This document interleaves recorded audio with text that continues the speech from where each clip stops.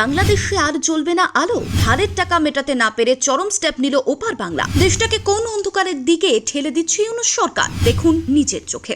কথায় বলে, খেতে না পারলে আঙুর ফল টক। বাংলাদেশের অবস্থা এখন ঠিক সেরকম। বকেয়া মেটানো না হলে বিদ্যুৎ সাপ্লাই পুরোপুরি বন্ধ করে দেওয়া হবে বাংলাদেশে। চরম হুঁশিয়ারি দিয়েছিল আদানি, কিন্তু বকেয়া মেটাতে পারেনি ওপার বাংলা। তাই লজ্জা থেকে বাঁচতেই কি নিতে হলো এত বড় সিদ্ধান্ত? হঠাৎ করে আদানি গোষ্ঠীর থেকে কেনা বিদ্যুতের পরিমাণ অর্ধেকে নামিয়ে আনলো ইউনূস সরকার। বাধ্য হয়ে বলল, শীতকালে বিদ্যুতের ততটা ডিমান্ড নেই। এমনিতেই যে পরিমাণ ইলেকট্রিক সাপ্লাই করা হতো বাংলাদেশে, তা অর্ধেক করে দেওয়া হয়েছিল আগেই।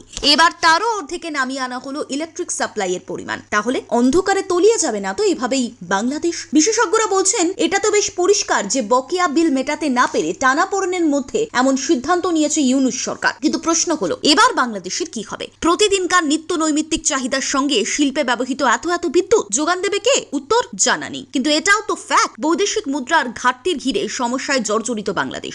বকেয়া মেটাতেও দেরি হচ্ছে। তাই এই পরিস্থিতিতে তাপবিদ্যুৎ কেন্দ্রের 2টো ইউনিট চালানোর প্রয়োজন নেই। এছাড়া আদানি গোষ্ঠীর সামনে আর কি বা জানাতো বাংলাদেশ? যদিও এসব দেখে শুনে বাংলাদেশের মানুষের একাংশই এখন বলছেন, ইউনূস সরকারের তুলনায় হাসিনা সরকার অনেক বেটার ছিল। এটা তো বুঝতে হবে, 2017 সালে তৎকালীন প্রধানমন্ত্রী শেখ হাসিনা সরকারের আমলে আদানি গোষ্ঠীর সঙ্গে বিদ্যুৎ চুক্তি হয় বাংলাদেশের। সেই চুক্তি অনুসারে বাংলাদেশে বিদ্যুৎ সরবরাহ করে আদানি গোষ্ঠী। কিন্তু গোড়া থেকেই সেই নিয়ে বিতর্ক ছিল। নরেন্দ্র মোদীকে খুশি করতে বেশি দামে আদানিদের থেকে বিদ্যুৎ কেনার অভিযোগ ওঠে হাসিনার বিরুদ্ধে। এদিকে হাসিনা সরকারের পতনের পরও ঝাড়খণ্ডের গোড্ডা তাপবিদ্যুৎ কেন্দ্র থেকে আগের ডিল অনুযায়ী বাংলাদেশকে ইলেকট্রিক সাপ্লাই করে যাচ্ছিল আদানি গ্রুপ। কিন্তু ইউনূস সরকার বাকিটা আর মেনটেন করতে পারেনি। বকেয়ার পাহাড় জমেছে। আদানি গ্রুপ থেকে হুঁশিয়ারি গেছে বাংলাদেশে। আর যেহেতু বাংলাদেশকে অর্থনৈতিক দিক থেকে মজবুত করার কোনো ইনস্ট্যান্ট প্ল্যান নেই অন্তর্বর্তীকালীন সরকারের হাতে, তাই একে একে সব দিক থেকে মুখ থুবড়ে পড়তে হচ্ছে ওপার বাংলাকে। নিত্য প্রয়োজনীয় জিনিসের আগুন দাম থেকে শুরু করে বিদ্যুৎ, সব ক্ষেত্রে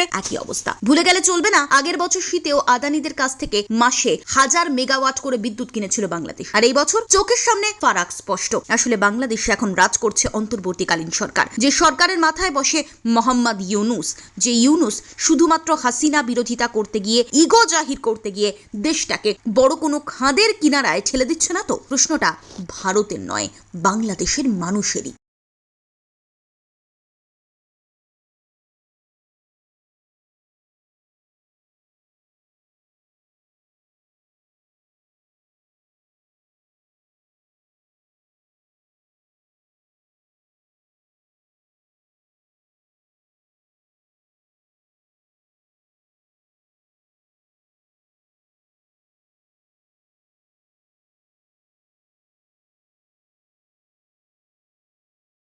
ব্যুরো রিপোর্ট, বেঙ্গল লাইভ।